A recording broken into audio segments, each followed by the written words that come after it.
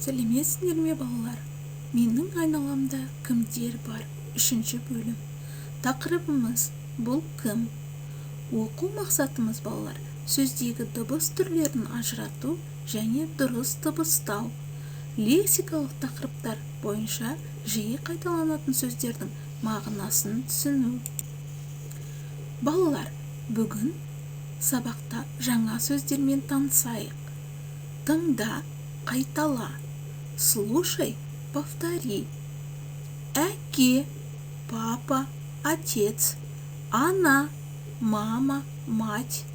Әже, бабушка. Ата, дедушка. Аға, брат. Әпке, сестра. Іні, братишка. Қарындас, сестренка.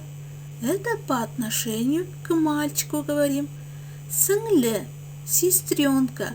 Эту слово по отношению к девушке говорим. Балалар, мына суретке қарап отырып, есте сақтайық. Ребята, смотря этому рисунку, надо запомнить. Еще надо повторить члены семьи. Отбасы мүшелерін атаймыз. Есте сақтаймыз. Қарындас, сіңлі.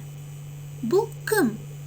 Бұл ата, бұл әже, бұл аға, бұл әке, бұл іні, бұл ана, бұл әпке, қарындас, сіңлі. Балалар, ребята, енді зердігіту сәтін өткізейік. У нас сейчас разминка.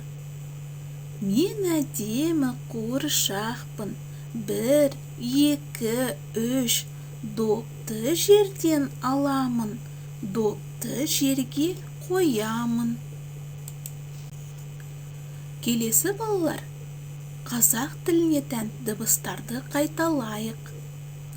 Ә, ғ, қ, ә, әтеш, ғ, ғарыш, қ, қалам, ыдыс. Қазақ тіліне тән дыбыстарды қайталап жүрейік. Келесі балалар, дәптерді ашып, мына белгілерді салайық. Ну-ка, ребята, открываем тетрадь и пишем эти рисунки.